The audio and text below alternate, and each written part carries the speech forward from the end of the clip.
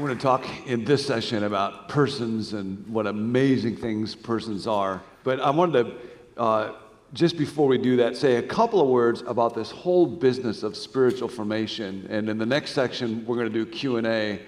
And I hope part of what we'll get into in that session is for all of us who are here individually, if you work in the area of spiritual direction or counseling, or if you're at a church. I know, how many of you work at a church, just so I can know?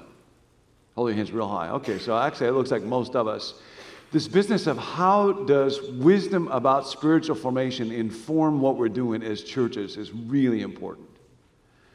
And I'll say just a word about the language of it, because over the last, 20 or 30 years, the phrase spiritual formation has become much more popular. For when I was a kid growing up in the church, I don't know that I ever heard that phrase. And sometimes people get a little fuzzy about what exactly does it mean? What exactly is spiritual formation?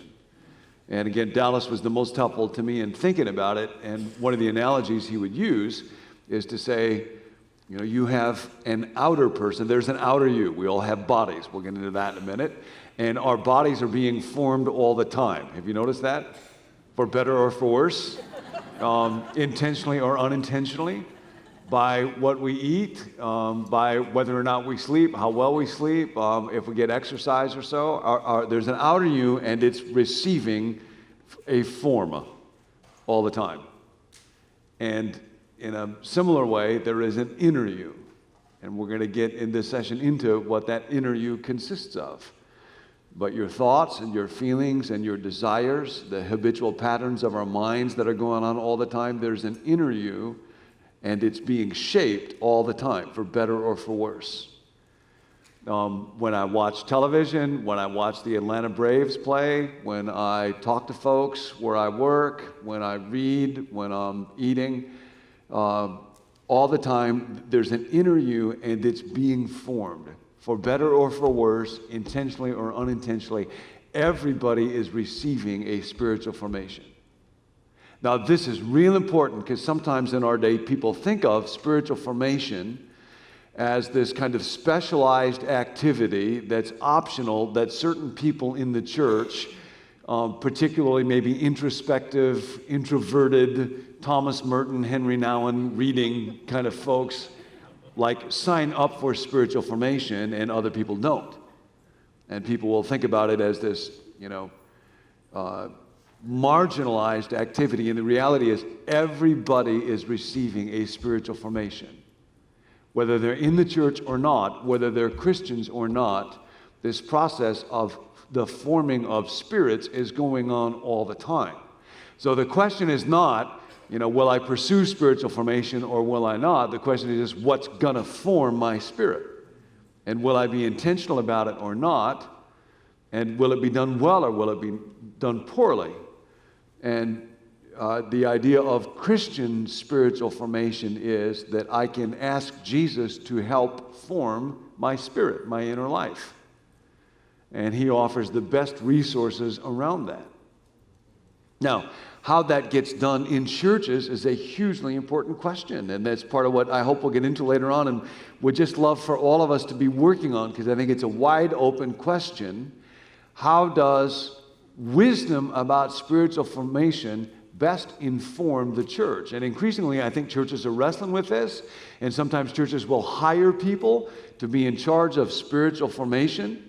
But I think a lot of us, and at our church we sure are wrestling with, what does this mean for children's ministries? What does it mean for small groups? What does it mean for teaching? What does it mean for worship? One of the difficulties churches wrestle with is, if you hire somebody in children's ministry or in worship, or to do student ministries, it's kind of clear to know how to measure their contributions to the church. If you hire someone to be in charge of spiritual formation, what exactly is it that they're doing, and how do you measure that? And sometimes that person can end up just running classes on particular techniques like Lectio Divina or centering prayer. But then there's questions in the church, well, how exactly does that inform what we're doing in small groups and what we're doing with children's? So thinking about churches and spiritual formation, understanding it right, and figuring out how do we do spiritual formation well in every dimension of the church is tremendously important. And so I hope we'll have a good conversation about that over the next hour. If you got questions about that, if you're at a church where you feel like, yeah, we're making real headway with this, that's what we'd love to have, kind of a conversation going about that. But what I want to move towards in this section is talking about the person that is to be spiritually formed. And Dallas wrote a lot about this, especially in renovation of the heart. Hugely important. So this is part of what we'll get into. Persons are the most remarkable creatures in the universe. And we all know this. And to be charged with the care of a person is a sacred thing. We have 3 children, and they were all born more or less on holidays. Laura was born on our 2nd anniversary. Mallory was born on Thanksgiving. And Johnny, our youngest, was born on Groundhog's Day. Nancy's joke with her doctor was that if Johnny came out and saw his shadow, he'd go back in and she'd have 6 more weeks of pregnancy. And, when you're there for the arrival of a person in the universe, it's the most amazing moment. When Johnny was born, the doctor at one point during the delivery got real quiet because it turns out that the umbilical cord was wrapped around Johnny's neck. And he got real serious at that point, and we got very sober. And he actually reached in during the birth process and cut the umbilical cord. And so there's blood spurting out all over the place. And again, I was supposed to be coaching at that point, but I had to go sit down because I was getting real pale and put my head in between my legs, which again didn't earn me a lot of points with my wife.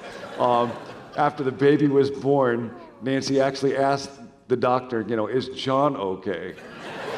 And the doctor said, yes, actually, your son and your husband are both pinking up at the same time.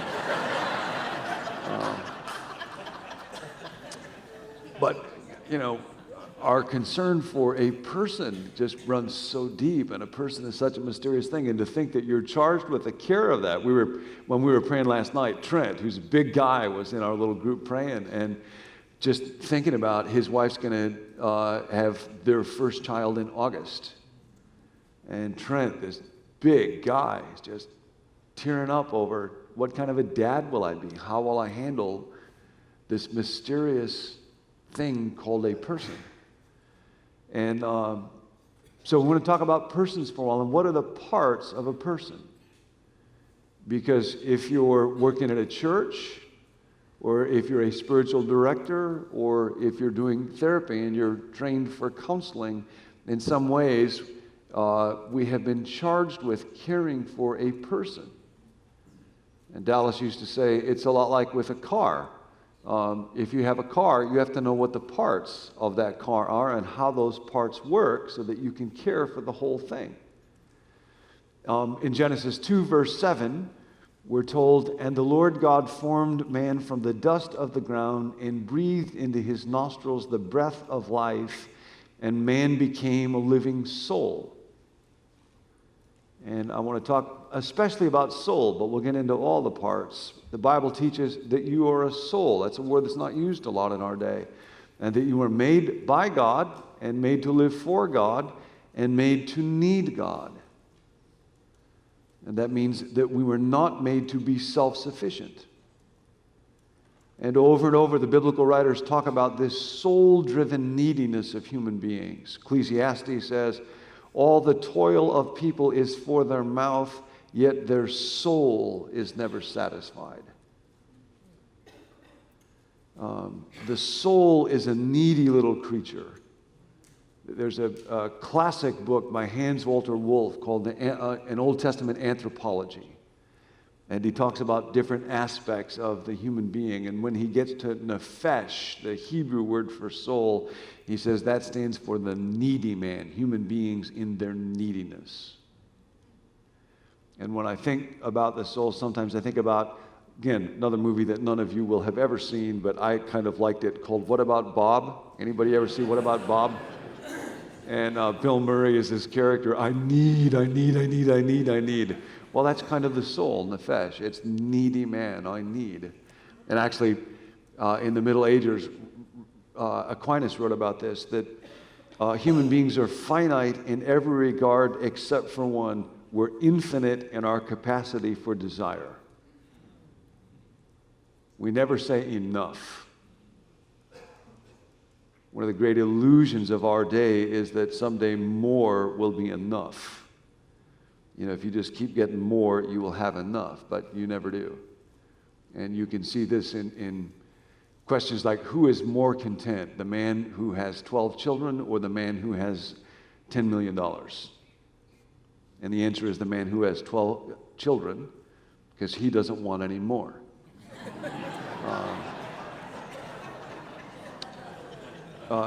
The soul is at its root a needy little creature, and that's actually a mirror of God. We have an infinite capacity to want more, and God has an infinite capacity to give more. And so Aquinas said the soul is kind of the mirror image of the neediness of the human being for the infinite capacity to give on our Creator's part. And so you'll see these sayings like Psalm 107, verse 9, that God satisfies the thirsty soul, and the hungry soul he fills with good things. Now, in our day, the word soul does not get used very much, and people wonder about it. Isn't it an old-fashioned concept? Hasn't neuroscience proven that there is no such thing? There's an issue of Leadership Journal, kind of the journal of the craft for folks in pastoral ministry, and I just did an article for it. It'll come out in another month or so on neuroscience and ministry, because we live in a day when people assume that neuroscience is the ultimate authority on human life.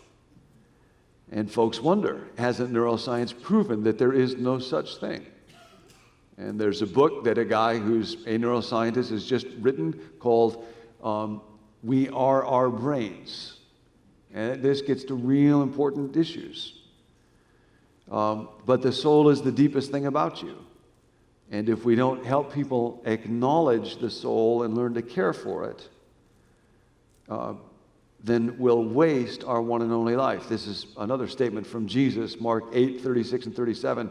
And I'll come back to this one because it's so important, and for so long I did not understand what it meant. Jesus says, what will it profit a person if they gain the whole world but lose their soul? What can someone give in exchange for their soul? And I used to think that what this meant was it doesn't do you any good to have a lot of pleasure and get a lot of money and stuff if you're going to hell. That's not what Jesus is saying. It's true, but it's not what Jesus' point here is. So I want to talk about why a healthy, God-rooted soul matters to folks more than anything else in the world. And there's a bunch of reasons why it's important to pay attention to the soul. One of it is that the Bible says for those of us that work at churches, it's our job. This is Hebrews 13:37. Hebrews 13:37. The writer's writing to the folks in churches, and he says, have confidence in your leaders and be responsive to their counsel. They keep watch over your souls as people who must give account. Follow them so their work will be a joy, not a burden, for that would be of no benefit to you. Now, this is often translated as just, in our day, it's often translated as they keep watch over you, but the writer of Hebrews actually says that the leaders in the church, pastors and so, shepherds, watch over your souls. In fact, one title for pastor, an old one, is curate. And it comes from an ancient expression, the cure of souls, that our souls are somehow sick and they need to be cured. So if I'm a pastor, my job is to watch over your soul. And that's scary to me because I know something about the state of my own soul.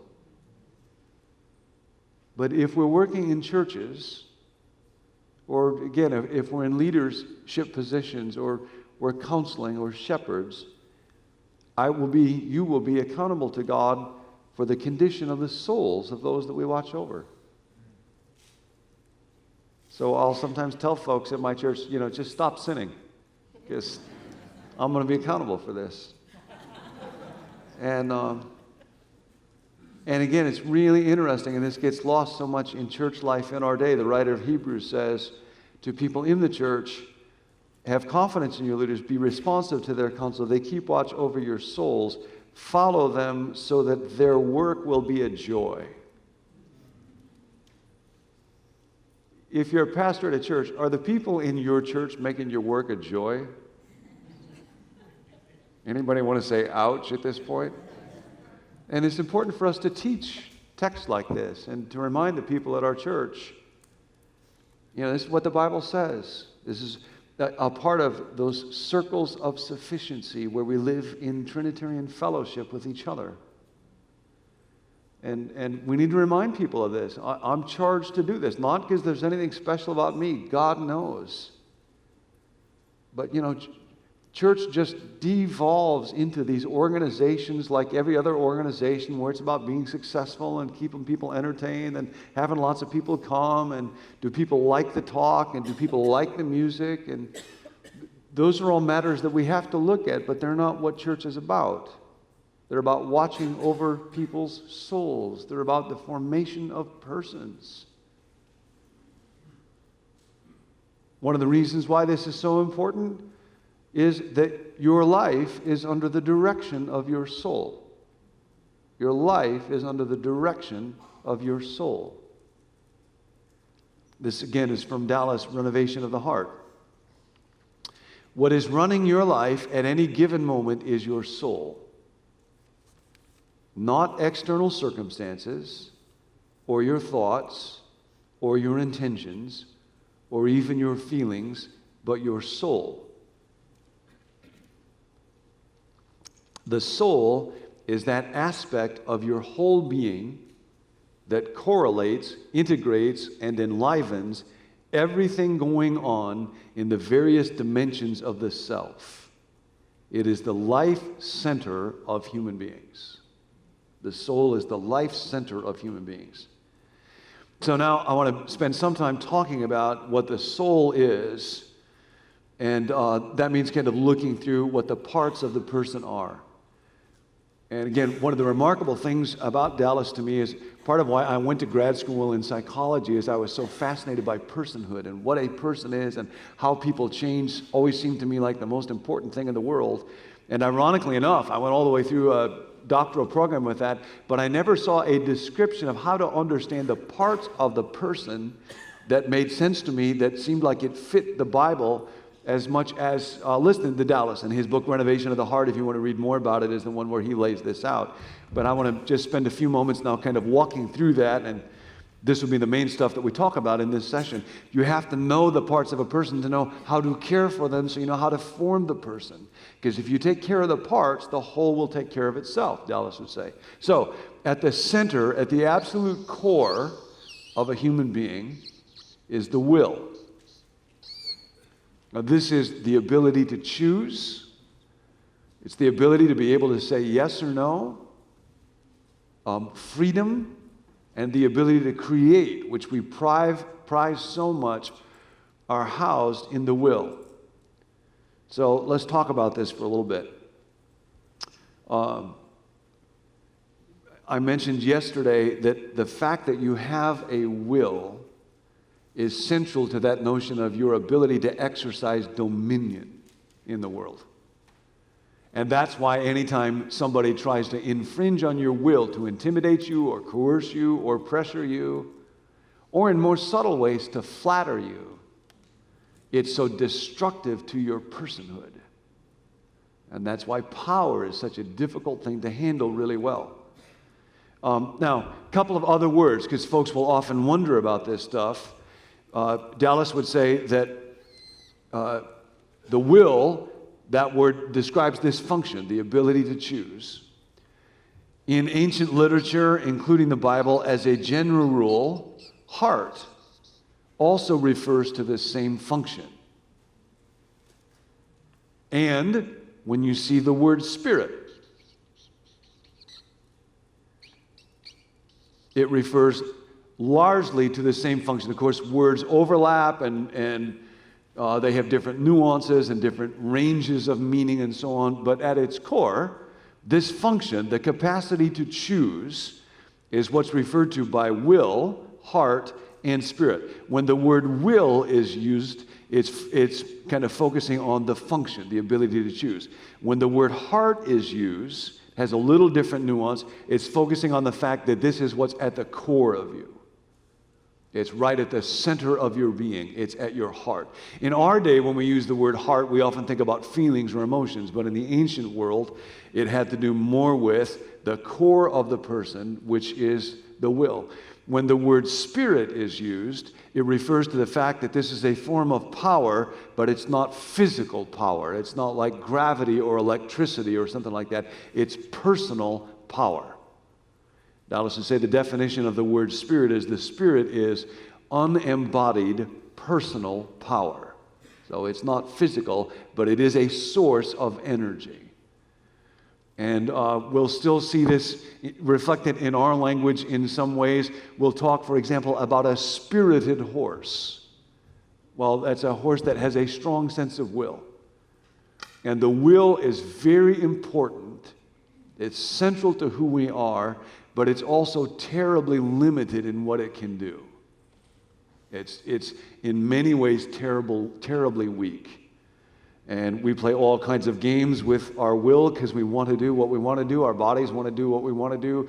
And we'll find ways to rationalize doing what we want to do so we feel like we're choosing it, but we're really just giving into our appetites or our bodies. Old story about somebody that really wants to have a donut, but they're wrestling with their weight, and so they say a little prayer, God, if there's an open parking space in front of the donut shop, I will know it's your will for me to have a donut. And sure enough, the sixth time around the block, there's an open space in front of the donut shop. And so the will can become enslaved. There's a guy, some of you will have read his stuff, named Roy Baumeister, who's maybe the top social psychologist in our day. And he's doing fascinating research around the will. And he's got a book out now called Willpower, but it spawned a number of other books about the will. And it's so interesting. When you read him, it's like somebody who has figured out empirically how to test a lot of Dallas's work.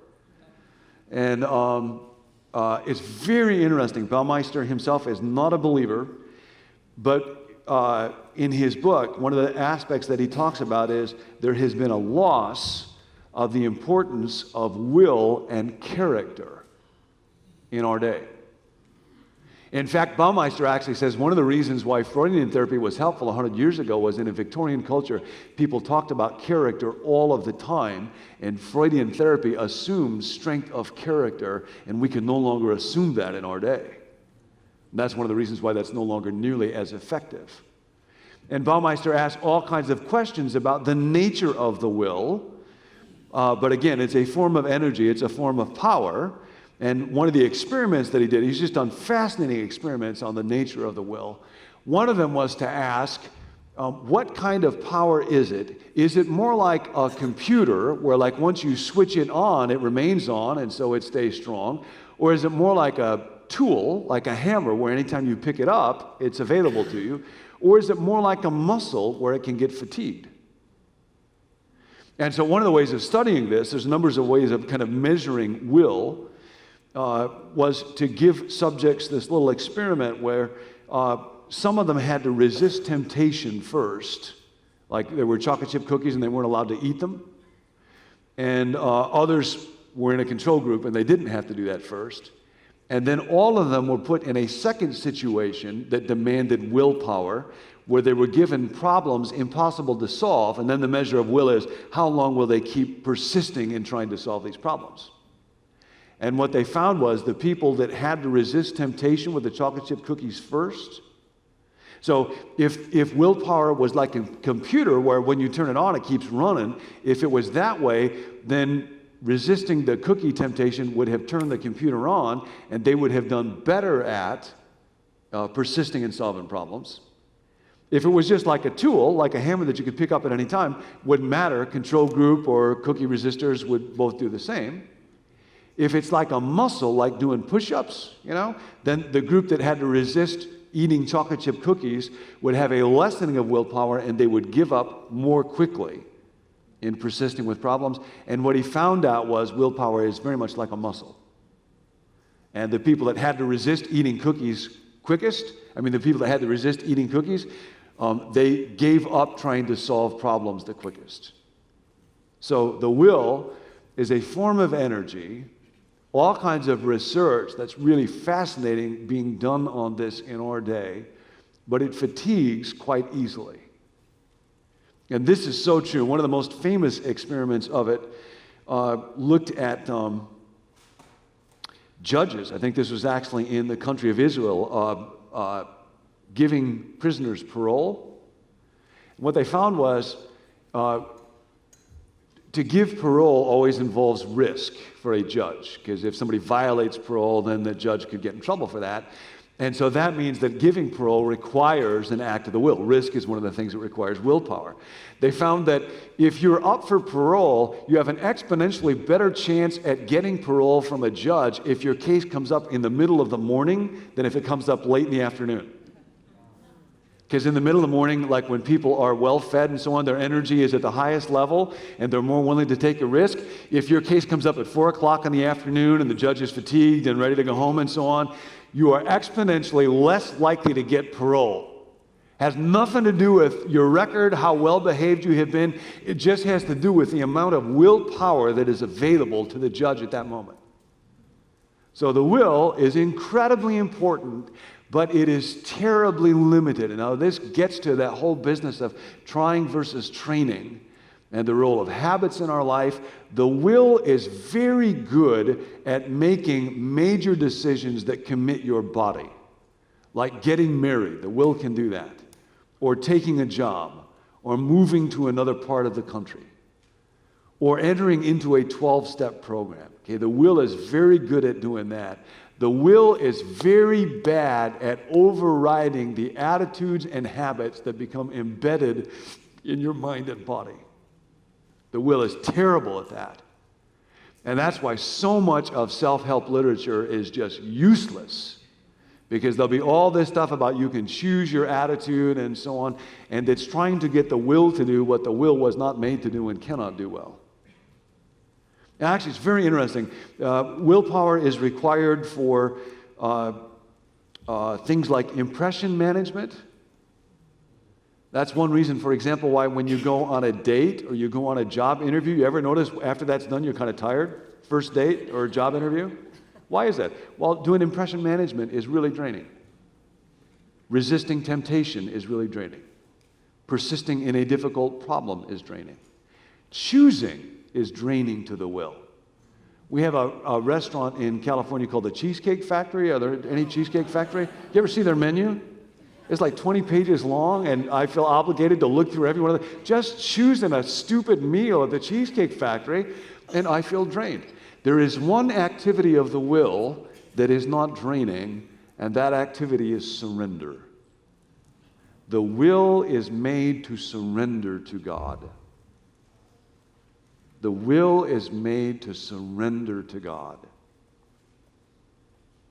And you can actually feel that as part of the power in 12-step groups. If you use willpower to overcome alcoholism, how well will that work? Not so well. What do you do in the 12 steps? You surrender your will. The will is made to surrender. And oddly, there's life in it, but it's so hard. Gary and I were talking about the death of the ego. Ego just keeps popping up. And the death of the ego is the surrender of the will. But our wills don't want to do that. Nancy and I, my wife and I, took several years ago dancing lessons. I grew up Baptist, so I never danced. Baptist and Swedish, so I never danced and I couldn't dance. And Nancy's naturally quite a good dancer, and so we were taking dancing lessons, but it was so interesting because she's better at it just by nature than I am, but I was actually able to kind of learn the steps and figure them out fairly well. But she would just want to do intuitively what her body wanted to do, and I would keep, trying to say, no, we're supposed to be doing this right now. And so the instructor finally pulled her aside. The instructor's kind of a character, and if you knew my wife, you'd appreciate this story. He pulled her aside and said, you've got to get this one thing straight. Who's leading, you or him? And between her gritted teeth, she said, him. And the instructor said, and who's following, you or him? Me. And I just enjoyed it immensely. It was like, said to the instructor, could you go over that again, just one more time? Okay, well, that's the question of the will. Who's leading, me or him? And all of Jesus' teachings around take up your cross daily. That's the surrender of the will. And of course, what's so hard is that we all think that death to self is so awful, but again, as Dallas said one time, the death of the self is always the death of a lesser self so that a nobler and more glorious self might come to life. And of course, for those of you working with folks in church or working with people in therapy, if people don't understand death to self, woman at our old church used to do a seminar sometimes with a wonderful title. She said, I died to myself and myself almost died. If there's a misunderstanding of death to self, then people think that the task in the spiritual life is just to cease to desire or to cease to feel joy. And of course, that's not the case. It's the death of a lesser self so that a nobler and more glorious self might be born. And it's a wonderful thing to have a will. It's a wonderful thing to have a will. That's part of being made in the image of God. But when a will gets captured by sin, it gets messed up, and our little wills, this is just part of the neediness of the human condition, our little wills were made to surrender to God, to live in surrender to God. That's what the will is made to do. And that's why, and again, you can do this right now. There was an long time ago, Lipton tea commercial where somebody was standing by the side of a pool. Anybody remember that one? Richard Foster writes about that, and they just fall back into the pool. And that's a beautiful picture of kind of the surrender of the will. And it's the most amazing thing. You can kind of run a little experiment on this one. When you think about trying to resist temptations or trying to persist in solving a problem or making a choice, you can feel the energy that calls. And right now to just say, God, I surrender my life to you.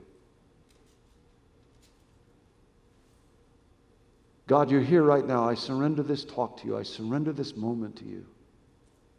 And there's just life in that. Well, that's what the will is made to do. Okay, so that's at the very core of you is the will, or heart or spirit refer essentially to the same function. Heart refers to how central it is. This is at the core of your being. Guard your heart, for it is the wellspring of your life. Or spirit, and the word spirit emphasizes the fact that this is a non-physical power. It's not electricity, it's not gravity, but it is power. It's a form of power. A spirited person is a strong-willed person. Then, the next level out is your mind. And in the ancient world, that would include both thoughts and feelings. And of course, in our day, even psychologists that work a lot in that area will talk about hot cognitions, that certain thoughts carry with them a very high feeling charge, but every thought carries at least some feeling component with it. And virtually every feeling, unless it's just a pure physical sensation, will have some kind of thought connection with it. So that's my mind. And that's primarily my life. We talked yesterday about how life, Dallas would say, is experiences. And that's just this constant flow of conscious thought that's going on inside you. And oftentimes we're hardly aware of it. We live out of it. When we describe people, if you say that somebody is an angry person or somebody is a joyful person, you're simply describing the tendencies or habitual patterns of their mind. Joyful person is somebody who just tends to think joy-producing thoughts. Angry person is somebody who, in the same set of circumstances, and we all know about this, will tend to think anger-producing thoughts. So our minds are essentially our lives. They are our conscious lives. They are what we live for, and our minds are largely governed by patterns or habits that we are mostly not in control of, and our will is not at all good at governing the second to second to second to second experience of our mind. Okay, that gets much more into the area of habit that we'll talk about in a moment. But I'd like to think that my mind is always reasonable and logical, but of course it's not. Just tiny little example. I had given my credit card to our son not too long ago, and I looked in my wallet because I needed it for something, and it was still gone. He had not given it back to me. And immediately I just got irritated. That's just where my mind went. And that spawned certain thoughts. Like, why can't he be more responsible? What's the matter with him that he is not, taking more accountability for his behavior and more mature? And so then I texted him. That led to behavior, the mind does. Have you got my card? And it wasn't, there wasn't a real barb with it, but there was no kind of fun or joy attached to it like I might often do with my kids. It was just, I was irritated. And he texted back, yes. And then I remembered that I forget stuff a lot. Like, I was just thinking, what's the matter with him? And then I thought, man, if you knew me well, I leave stuff, forget stuff all the time. And then I remembered I had given my card to my son because he was running an errand for me. And I hadn't seen him since then yet. So my mind shifted radically. And I texted him a second time, that's fine, I just wanted you to know I miss it. And Johnny texted back to me, I will help you forget it. So that's the mind. And our memories are here, our values are here in our mind. When we talk about the conscience, that's in our mind. And again, I found it tremendously helpful. Part of what was so helpful with Dallas and thinking about the parts of the person is to think in terms of function. Okay? The will is our ability to choose. Mind is our ability to think and feel. Rather than thinking that there are all these little vaporous things like a conscience and a spirit and all kinds of stuff somehow jammed inside our body.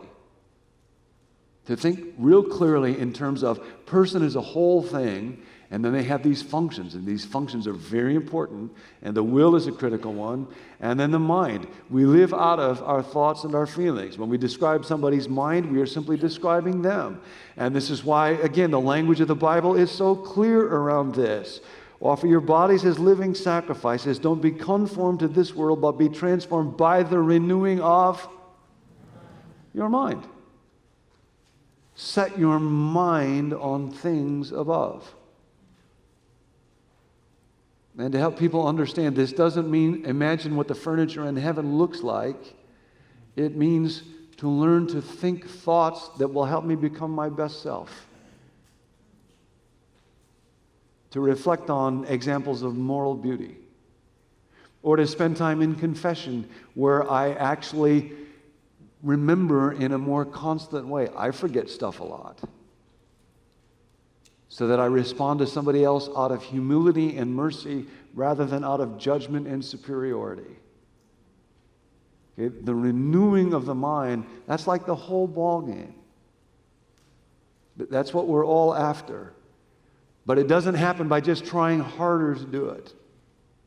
And that's part of where spiritual formation, as we practice it in our churches, in counseling and so on, is such an experimental venture.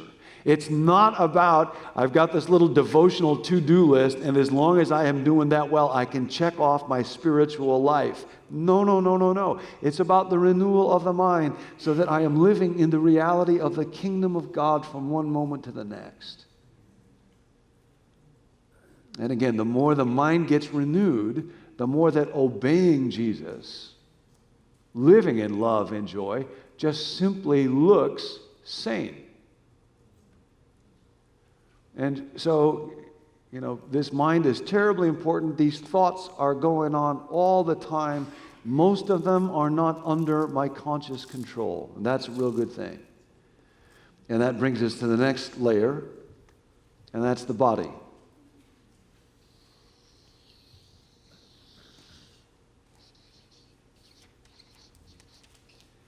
And the body is my little power pack. That's where my kingdom begins.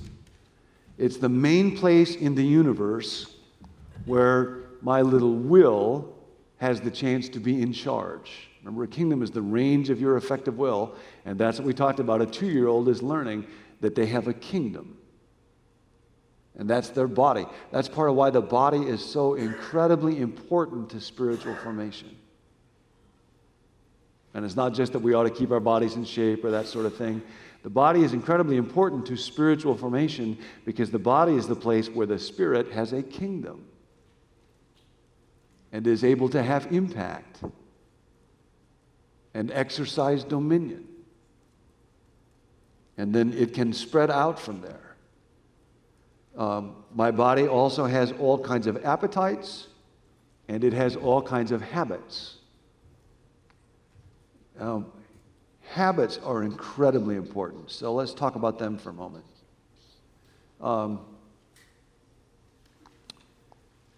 Part of the way that God constructed us is that we're able to offload enormous amounts of our lives, our behaviors, to our habits. And when that happens, we're able to do things without our minds being required to do them anymore. Okay? So a habit is a kind of pattern or a learned behavior that actually gets essentially offloaded to the body. And that's a wonderful thing. Remember when you were first learning how to drive, how much work that was? And how you had to concentrate and focus and figure out, like, is my car staying in the right lane or is it swerving over to another lane? And you're just constantly thinking. But then eventually you can drive without thinking about driving at all. That's mostly a good thing, isn't it? Or tying your shoe. The first time a little kid ties their shoe, it's so laborious. Or tying a tie. I'll think about this sometimes. I know how to tie a tie by fingers. If I were to have to describe it, it would be kind of hard to describe it. But I know how to do it. Okay, so that's a habit. It's a really good thing. Habits are wonderful things. God made us to have habits. But here's a huge problem. Sin has gotten into our habits. Sin has gotten into our habits. And that's unspeakably tragic and unspeakably difficult. So much of spiritual formation involves the retraining of our habits in alignment with the kingdom. The retraining of our habits in alignment with the kingdom.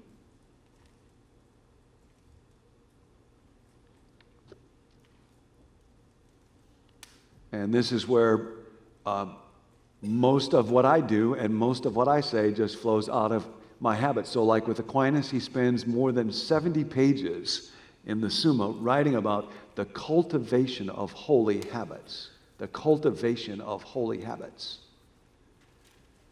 And trying to use my will to override my habits is just hopeless.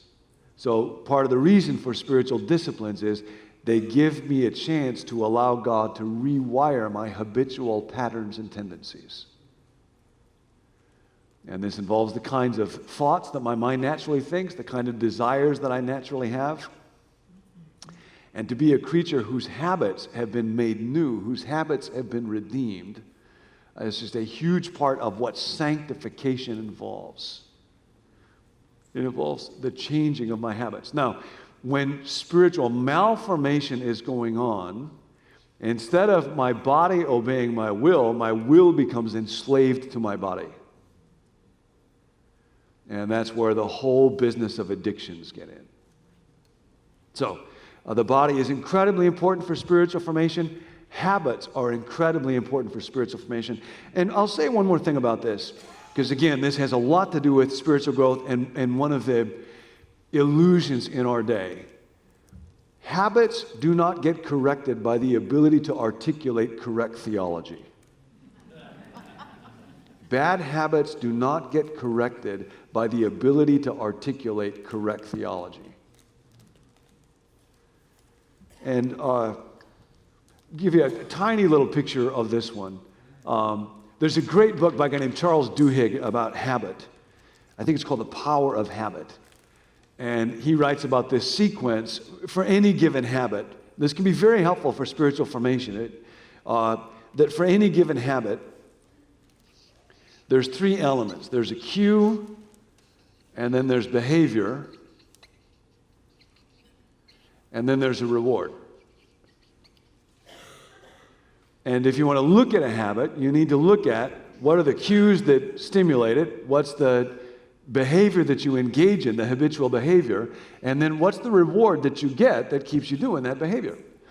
And if you want to change a habit, the best way to do it is spend some time just watching yourself to see what's the cue that triggers that behavior, and then what exactly is that behavior, and what's the reward that you're getting from it, and then finding what's an alternate behavior that you could substitute that will get you that same reward, but that is not a destructive behavior. And so for me, for example, it's kind of interesting. I read this, I don't know, a year and a half ago. Ever since I can remember, at least since high school, I picked my nails. Do we have any nail pickers here? Okay. And for like literally over 30 years, I tried to stop picking my nails by willpower. I want to try to stop. Could never do it. And so I read this, and I just spent a couple of weeks actually looking at when do I pick my nails. And it's usually when I'm under stress, or if I'm trying to write something, I'm trying to think hard, but it will be something where I'm feeling a certain demand on me, and then I would pick my nails, and then the reward would be I would feel, it was kind of self-soothing. I would just feel a sense of being soothed. So I just watched that for a couple of weeks, and then I thought, well, what's something I could do besides picking my nails that would produce that sense of soothing? Kind of a goofy thing, but when our son was a little guy, he used to, if he was anxious about something, he would just like rub the fabric of his clothes. And I remembered that, so I thought, well, I'll just try that. I didn't rub my pants too much because that looks kind of weird, but I would just do like this. And I found literally within the space of a week, a habit that had plagued me for over 30 years was just gone. And that's been like a year and a half, and it's just gone. And it just involves something as simple as looking at what the cue was, figuring out what's the behavior, what's the reward I get, what would be an alternate behavior, because habits get into our neural pathways. This is a real important thing to understand about a habit. Once a habit is in your neural pathways, it does not go away.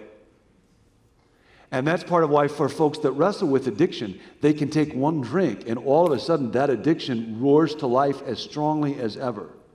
Old habitual pathways don't die away. They're always in your body.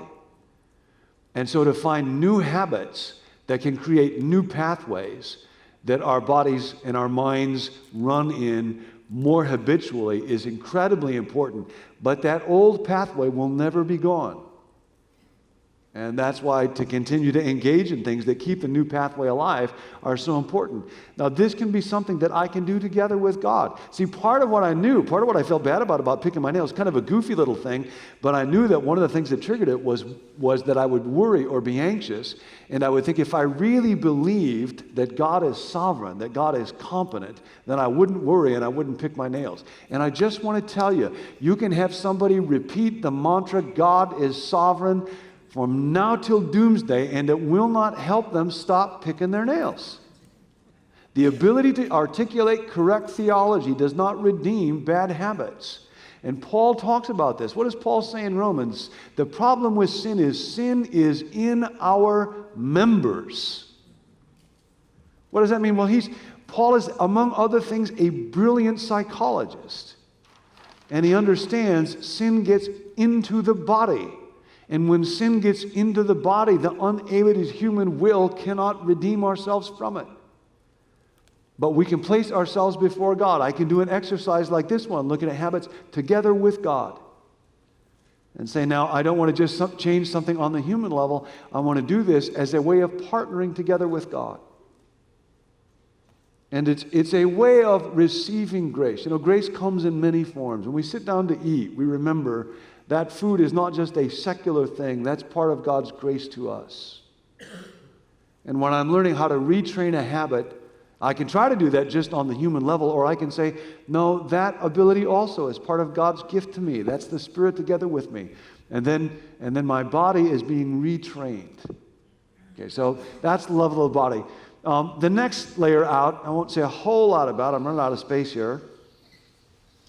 But Dallas would say a key part of the person is the social dimension.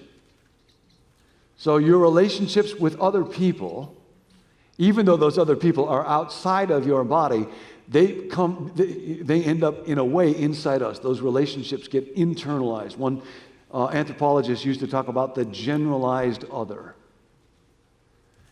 And the human need for social relationships is indispensable. That's why it's a part of all of us. There was actually a book several years ago called Bowling Alone about community and social relationships. It's a great book.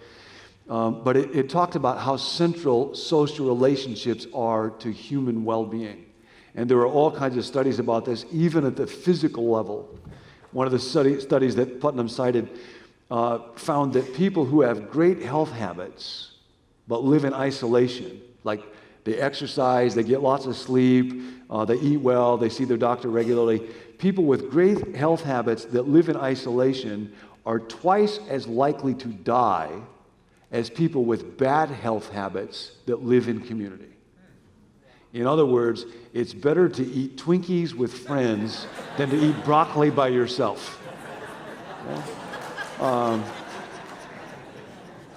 Putnam also found, interestingly enough, sociologist at Princeton, Robert Wuthnow, says that the small group movement is the biggest revolution in our generation.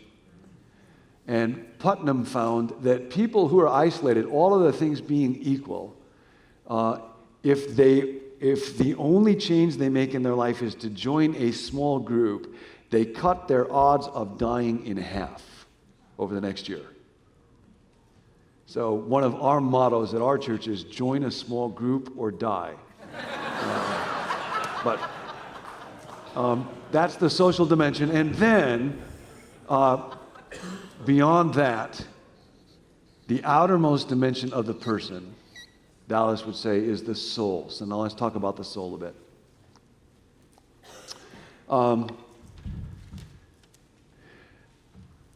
I gave you that quote at the beginning. What's running your life at any given moment is your soul. Soul is that aspect of your whole being that correlates, integrates, enlivens everything going on in the various dimensions of the self: the will, the body, the mind, social relationships. It is the life center of human beings. Now, I heard Dallas talk about that, read stuff on it, and like for 10 years, I could not understand the soul. It just felt really vague to me. And, you know, the will, that made sense, and that the heart and the spirit basically refer to that function. Yeah, kind of understand that. Mind, thoughts, and feelings, yep, that makes sense. Body, that makes sense. Social dimension, I understand about relationships. But I don't get the soul.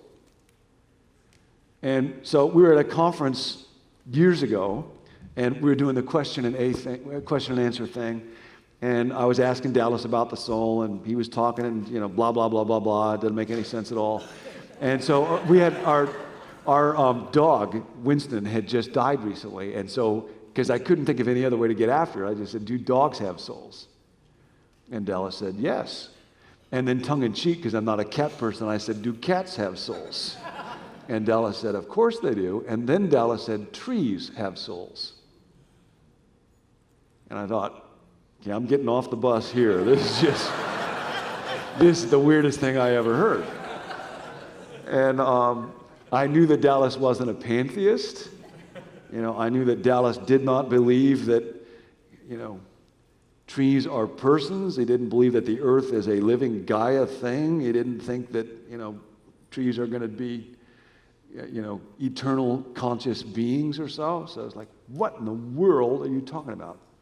And then he began to explain it, and this, at least for me, finally helped me to understand the concept of soul. In the ancient world, it turns out there was a very robust conversation about this word soul. In the Hebrew, it's nephesh. In Greek, it's psyche. Psychology is the study of the soul. Psyche. And so you have to kind of put out of your mind for a moment the things that we usually think about when we think of the soul. Very interesting word.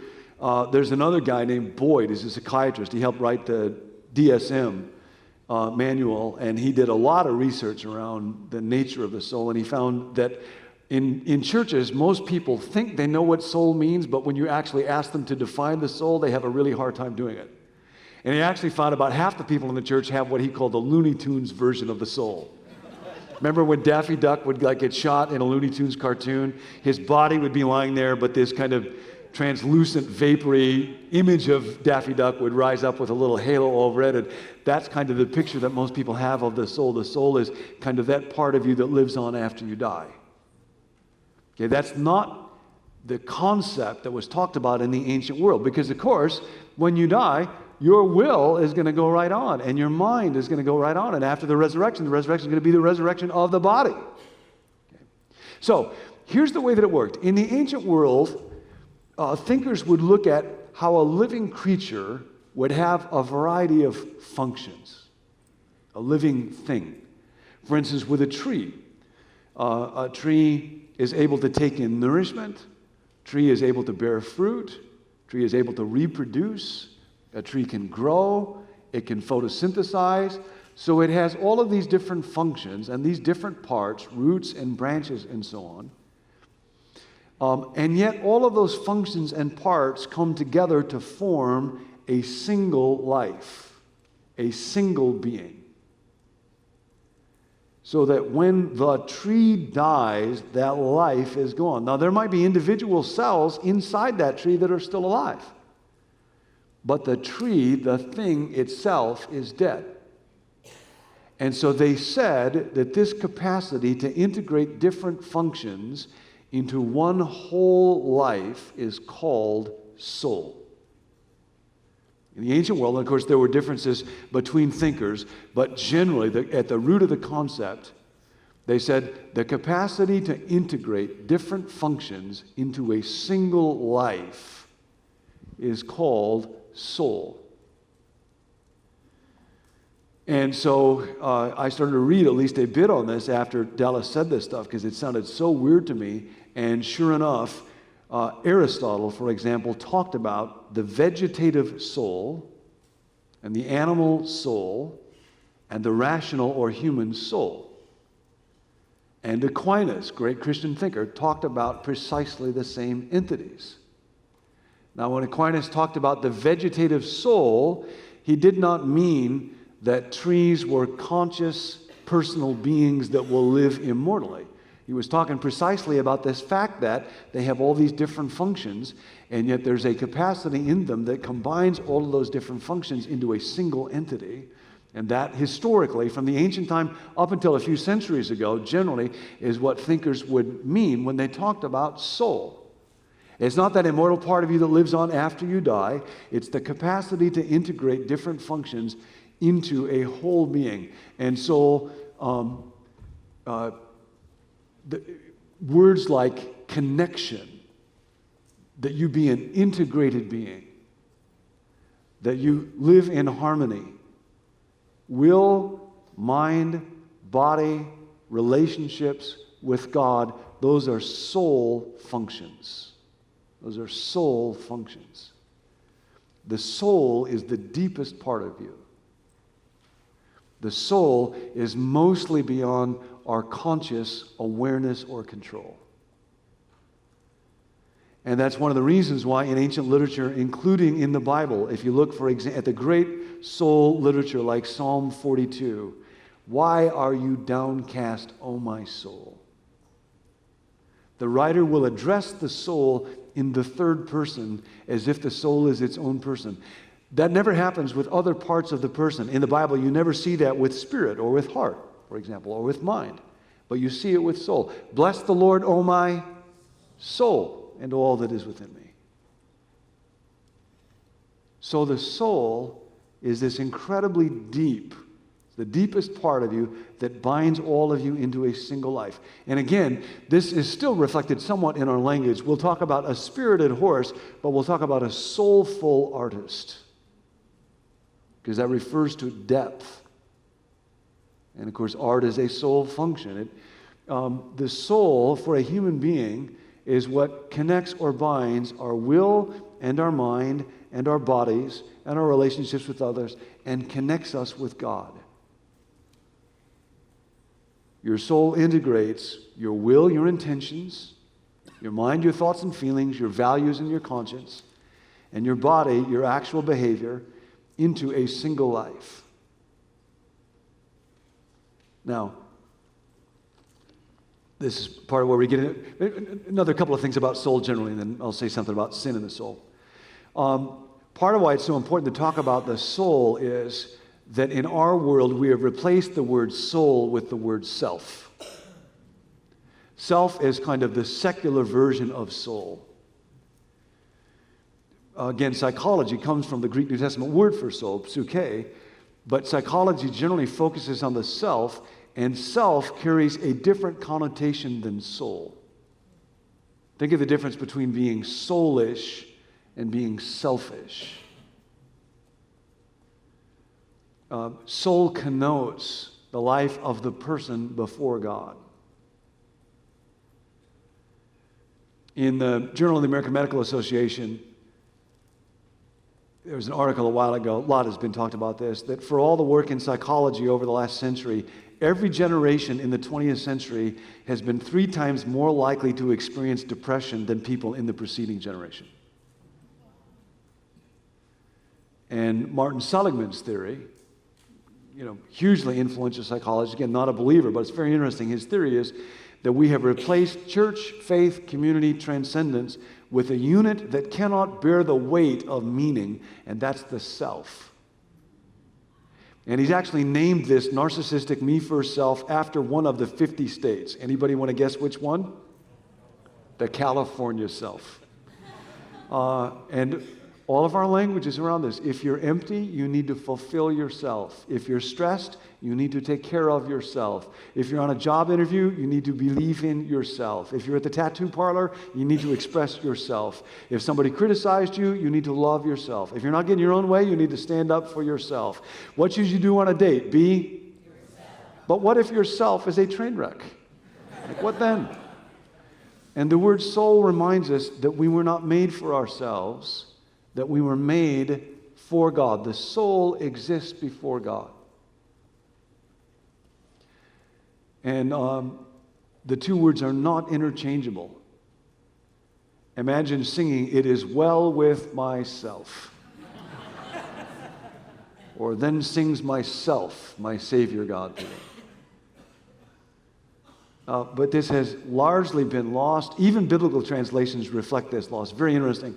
In the King James Bible, the word soul in that English translation is used 533 times. In the New King James, soul English is used 369 times.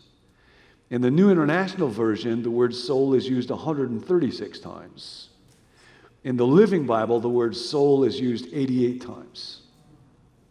And those words, nephesh or psyche, now get translated very often by other words or other concepts. And there's a variety of reasons for this. Soul doesn't seem scientific, or people are afraid that soul will denote a kind of dualism that means that the spiritual is good and the physical is bad, or lots of reasons behind it. But it's a really bad loss, and it's a really interesting thing. When you just talk with folks, just saying a sentence like, "You have a soul," has a way of quieting people. Care for the soul really just begins by acknowledging you have a soul.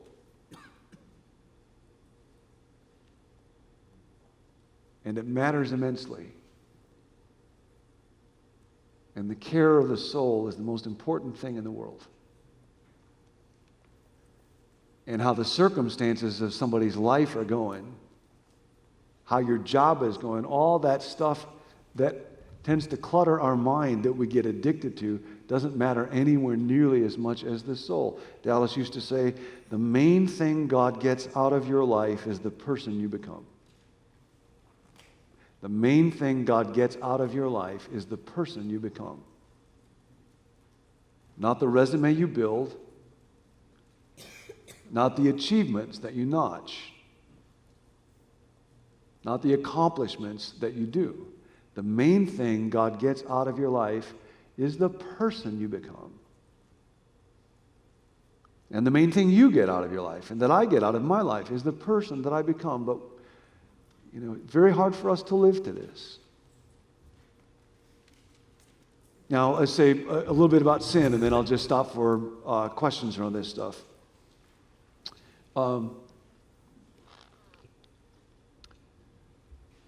The soul was meant for integration, integrity, to live in harmony, to be connected with all the parts of myself as healthy and with other people and with creation and with God.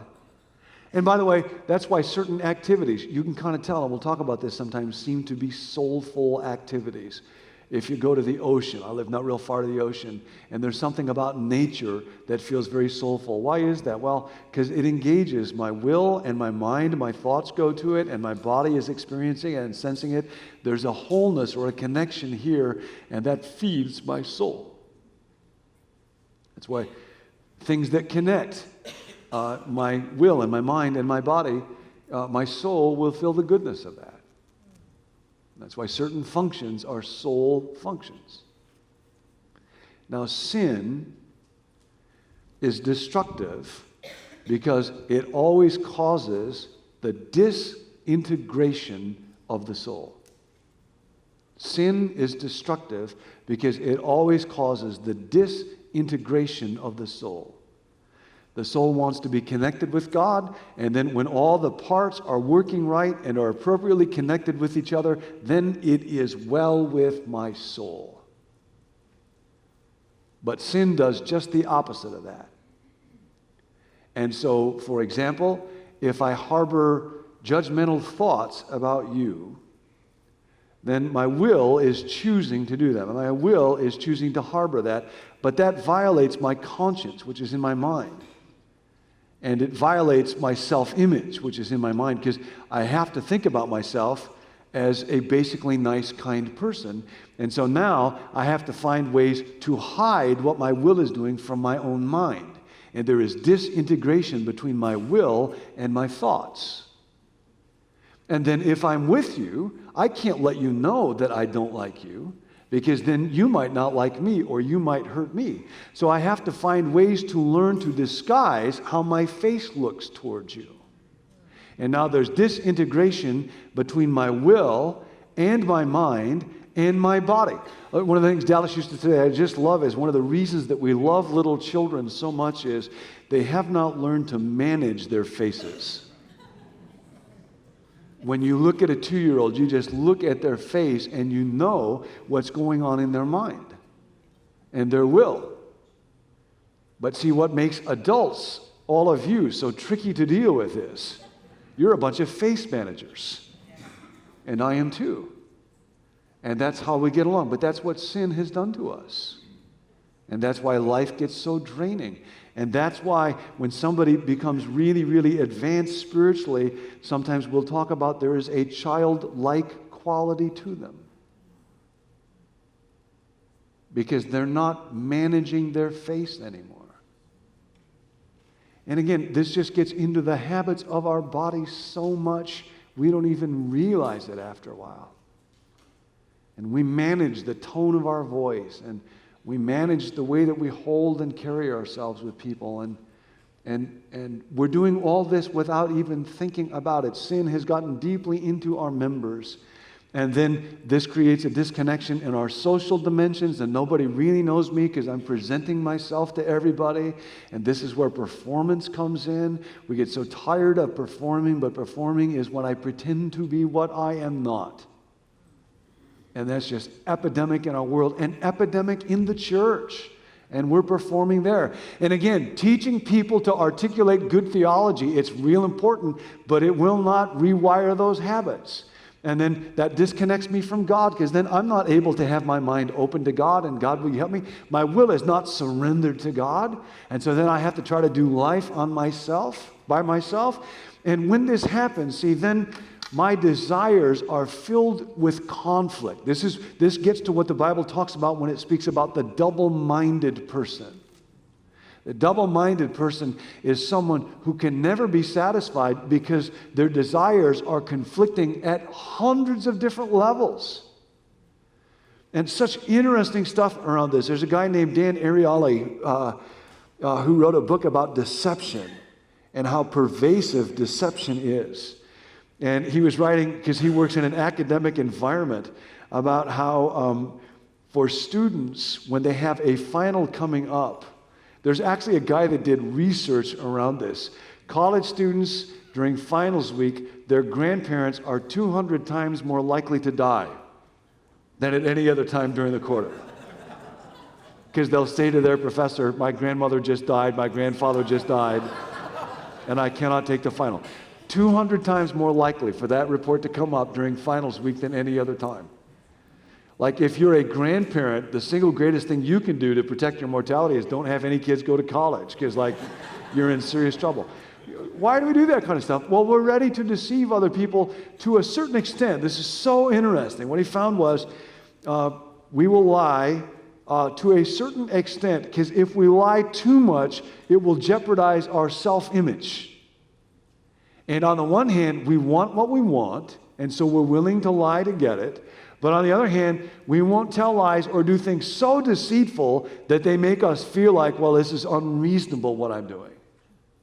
And so we split ourselves off in our minds. Now, interestingly enough, if we cross a certain line, if we go so far in wrong behavior, there's actually a name for that phenomenon. For instance, if you're on a diet and you cheat your diet a little bit, you'll justify or rationalize that. If you blow your diet a lot, then what tends to happen is people just say, well, I've blown it this far, I'll just go ahead and indulge myself as much as I want to. And there's actually a name for that phenomenon. You know what that's called? That's called the what the hell phenomenon. That's really interesting language, isn't it? What the hell? Okay? Now, when the will has become a slave to the appetites of the body, when the mind is filled with ceaselessly conflicting, insatiable desires, and thoughts that constantly run towards self-promotion, selfishness, greed, anger, resentment, bitterness, ingratitude. When the body is ruling over the will, when my relationships are characterized by superficiality and falseness and masks and hiddenness, that is a lost soul. What does it profit a person if they gain the world but lose their soul? This is not talking about ending up in the bad place. This is a diagnostic observation about the human condition. A soul can be lost. And you don't even have to believe in the Bible. Look at Amy Winehouse. Look at Howard Hughes. What does it profit a person to gain it? Look at me. Look at you. And tragically, even in the church, the depth and importance of Jesus' observation just gets lost. What does it profit a person to gain the world but lose their soul? And the lost soul is the greatest tragedy in the universe. And it really happens. And it doesn't just mean they're going to the wrong place because they can't give the right answer. That means they got to get led into the good place. It means that sin has done to their soul kind of what cancer does to the body. It just takes over.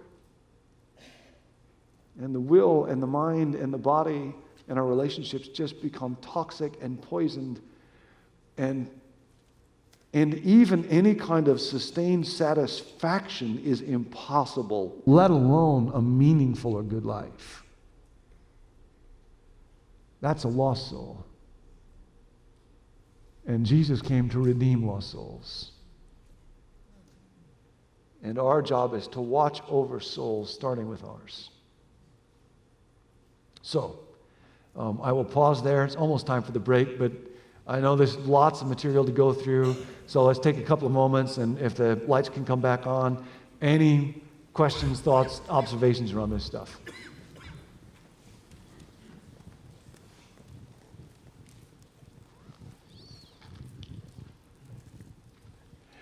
John, would you talk briefly your thoughts about, as I think about personhood, I have found this whole discussion of self-awareness to be useful, Yeah. but at times it becomes for me a slippery slope to self-preoccupation. Mm-hmm. Can you address that a little bit? Yeah, no, it's a wonderful question, Gary. Thank you. There's a world of difference between self-awareness and self-preoccupation.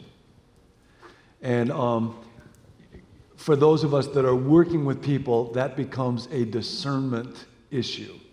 You know, you can never get away from the need for discernment. And we were actually talking about that kind of in prayer last night. I think I put it like this. It's a little bit like in that passage in, I think it's in 1 Corinthians, where Paul talks about there is a godly sorrow that leads to repentance, and there's a worldly sorrow that leads to death. And I think it's related to this notion of awareness versus preoccupation. The way that you can distinguish whether someone's practicing healthy self-awareness or destructive self-preoccupation is it leading towards life or is it leading towards death? And so with godly repentance, I feel pain, I feel sorrow over what I've done, but it actually motivates me to want to reconnect with God, to want to set things right, to want to go back to that person that I have wronged and apologize and try to see what I can do to repair our relationship and build trust. It always contains hope and energy. And worldly sorrow does not. It leads to bitterness, defeat, paralysis, inactivity, and death. And I'd say in an analogous way, the right kind of self-awareness leads to openness to the Holy Spirit, asking for help to begin to correct whatever it is inside me, my pride, my self-preoccupation, wisdom around practices and relationships that will help me do that. In self-preoccupation, instead of leading to life, it actually leads me to become more oriented around myself. And instead of freeing me to love other people, I end up intruding myself onto other people more. So I think it's a discernment thing, and it requires looking at what fruit is being achieved by it. And if it's leading to life and love, that's healthy self-awareness. If it's leading to increased selfishness, then that's that unhealthy self-preoccupation. Somebody else had something? Yeah.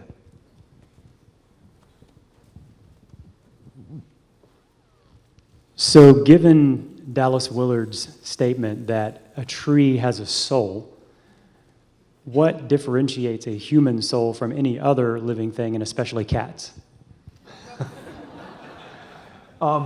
Yeah.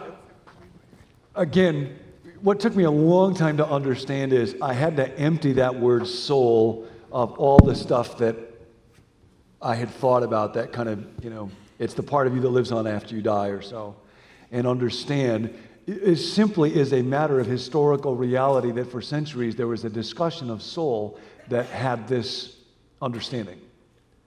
And actually, if you go back to Genesis, nephesh, the Hebrew word for soul, is used in Genesis 1 of living creatures before human beings are created.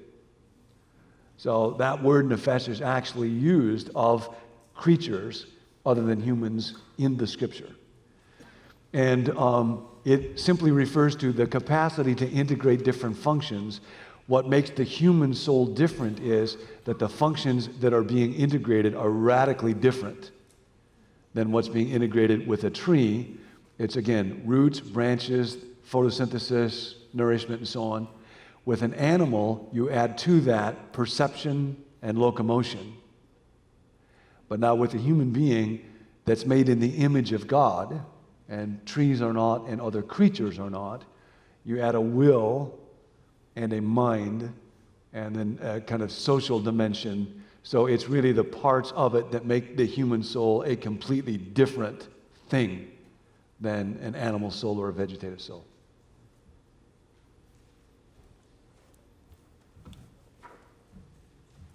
You had said that the body is where my kingdom begins, and I'd just like to see if you could speak to like childhood sexual abuse, if that's where my kingdom begins, is my body, kind of the ramifications of like the soul work that's required there. Oh, man. Yeah, that's a very powerful question. Where there's sexual abuse, and again, I'm super aware in a room like this, a topic like this is not just a theoretical topic. And some of you will have suffered this, work with folks that go through it.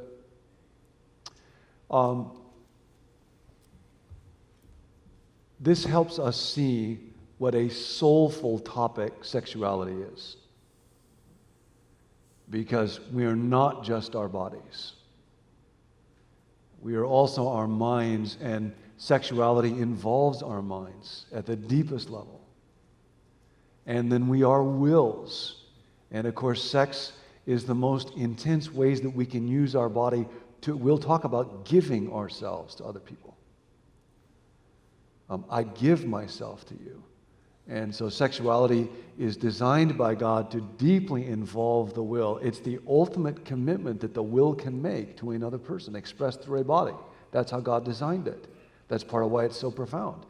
And it involves the mind deeply. And this is why in the Old Testament it talks about, and Adam knew Eve. It's a way of expressing sexual intimacy. And so, in the deepest way, it involves the will and the mind and the body in a self-giving act to another person. And so when that gets violated, especially when it gets violated in the life of a child, that's why it is so, so, so deep. Because, sexual intimacy is about as close as you can come to two souls touching each other. Again, because it's an act that involves the body and the mind and the will so incredibly powerfully. And what happens in abuse is you have one person, especially if it's happening with a little child, and they are overriding their body, but they are also violating their mind, and they are also at the most profound level violating their will when they are unable to defend themselves or stop it. And then this person who has been abused sexually is left with all kinds of confusion and questions in their mind about their self-image. Why did this happen to me? Did I deserve it? Did I do something to make it happen? Why did my body feel pleasure when there were parts of it going on? So is there just evil in me? It is destructive to the mind and the body and the will at the deepest level, and that's why it's such a soul-destroying act. And it very often takes a great deal of time and a great deal of conversation and a great deal of work to help somebody work through all that and to bring healing to the will and to the mind and to the body. And healing can happen. But I really do think, not just with sexual abuse, but with all issues. This is why sexual addiction is such a soul-harming thing. What's happening in sexual addiction? Well, God made us so that our wills are able to rule over our bodies. When we're working right, that's what happens. What happens with addiction like sex addiction? The body is enslaving the will. And we're not made to work that way. And then our minds become enslaved by our bodies, and our bodies are running the show. And this is deeply damaging to the soul. And that's why I think apart from the soul, you can never understand the profundity of sexuality. And part of the great reason why we're having such problems in our day with sexuality is once the soul and God are out of the picture, really life is largely governed by body and then feelings, what feels good. And what's an experience? Don't miss out on an exciting experience. Don't neglect to fulfill a significant appetite.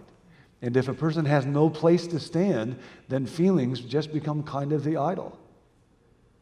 And that's why it's so important to understand sexuality, to understand the soul, and how the will and the mind and the body and then the social dimension are so profoundly involved, maybe in some ways uniquely in sexual intimacy to anything else. It's a great question.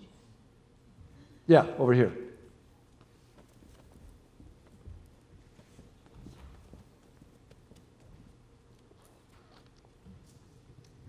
Especially in light of what you just said there. Yesterday you were talking about the different forms of beliefs being public, private, and our mental map. Yeah. Could you interface that with this diagram? Do all of those beliefs fall within the mind? Although when you talk about the body versus the will coming together and habit? Yep, no, great question. It has to do with the mental map and how that relates to the will, the mind, and the body. It's helpful, I think, at least it's helpful to me to describe these functions, to get clear on what the functions are. But these areas all overlap very heavily with each other. So we'd think about them wrongly if we think about them as though they're just completely discrete and separate things. And with the mental map, those are beliefs that are in my mind, but they're deeply in my body also. So that's where, like when I was talking about on that ropes course, I might get up on the ropes course, and in my mind, my conscious mind is just having one thought or feeling or so at a time. And so if I'm sitting in this chair down below and I hear that the carabiners and the halters and everything are safe, I think I believe that. But when I get up on the ropes course, my body is telling me there's some deep levels, including parts of my body, like my armpits and my palms, that don't believe that. Now, what exactly it means to say my armpits don't believe something is a little tricky to say, except to say that the thoughts of our minds, our mental maps, we are embodied creatures. And that means that our beliefs are at work in our bodies in very deep ways beyond the will's ability to control it. And when our mental maps are shifted, part of what happens then is that becomes the reality, the perception of reality that's governing our bodies. And that's why those kids were able to be up on the ropes course and their armpits are not sweating and their palms are not climbing because they're now, that mental map has taken over their whole body. And so that's part of why spiritual formation involves coming to believe with my whole body what I say I believe with my mind. Then the mental map has pervaded the body. Somebody else had something over here? Yeah. I thought about what you were saying last time, and you mentioned the phrase, work is the gentle non-cooperation of evil with evil. And, I thought about that, and then what you were talking about with sin being destructive because it causes a disintegration of the soul. And you talked about the sin hides. And I'm thinking back in Genesis, and I guess my question is, how do you bring it out into a place of healing and restoration? So when God's talking about to Adam and he's saying, "Where are you?" And then he responds back, he says, "I knew I was naked, so I was afraid." Yeah. So there's the thought, there's the feeling, and then the action is he hid. Yeah. How do you work with an individual to bring that out? Boy, that's a great question. I hope we talk about that more in the next session because that really gets into what the church ought to be and what small groups ought to be. And it's very interesting, like James 5:16. Confess your sins to each other and pray for each other that you might be healed. And that connection between confession, coming into the light, being known, and then being healed is such an important connection. And sin always involves hiding. I hide from myself. Is where rationalization and denial come in. And then I hide from other people. And I think what needs to happen in churches, and we'd just love to hear about experiments churches are running to do it, is one of the powerful things about AA is anytime anybody just acknowledges where they messed up, where they got it wrong, where they slipped up, people cheer. They applaud the confession of wrongdoing. And, one of the great questions is, in the church, are we willing to do that? It's a really interesting little book by a guy named Kent Dunnington called Addiction and Virtue. Addiction and Virtue. And he tells one story. A friend of his was a paramedic who went to the home of an addict. 911 had been called, and this addict was just about dead. And he said he walked in there, and this person obviously had no money. There was no furniture. There was drug paraphernalia all around, and this guy was lying shivering on the ground, had almost given his life for this addiction. And the paramedic's comment was, for the first time in my life, I think I saw what worship looks like. As part of what Dunnington says is one of the reasons why addiction is epidemic in our day is the loss of the transcendent in our culture. That's part of why addiction has become such a problem, because the soul was made for the transcendent. It needs to connect to something beyond itself. And if that's not possible through faith in God, then we'll find some other way to mirror the experience. And drugs kind of do that. Addictions kind of do that. The will was meant to surrender. You surrender to something. And so for churches to be places kind of like 12-step communities where we actually learn to practice and celebrate it every time someone steps into the light. And every time somebody takes a move to say, here's where I struggled, here's where I messed up, here's where I got it wrong, here's where I slipped back. To learn to be places that always reward that so people do it more and more. And they associate the church as the safest place in the world. Church ought to be the safest place in the world. So, that's, the soul needs a safe place. I sometimes, when I think about the soul, I think about a turtle, where, like with a turtle, there's a turtle inside that shell, but it's got to be in a real safe place or it's not coming out. But if you give it enough space and enough silence, it will emerge. And the soul is kind of that way. One or two other ones? Yeah. You talked about the social dimension and the importance of that. And a scripture that came to mind was, I think it's Matthew 10:39, where Jesus says, if a guy loses his life, he'll find it. Yes. And so I wanted you to speak in terms of what you shared today, in terms of the context of that verse and losing your life and finding your life. Well, I think that really gets back to the whole idea of the fact that the will was made to surrender. And as long as my will is in charge, and I'm trying to advance myself or advance my agenda or in charge of my own life and soul, it's self-defeating. It always ends up being self-defeating. And I end up either being addicted to something or alienating the people around me that I really want to love, or on this treadmill where I'm always thinking if I have a little bit more success or a little bit more money, I'll finally feel it, but I never get there. As long as I allow my will to be on the throne, that's finding my life, and it's self-defeating. And when I surrender my will to God and say, all right, my life is in your hands, my goal will be to belong to you and obey you as best I can and trust you, then there's life. And so I think at its core, it really has to do with, is my will surrendered or not surrendered?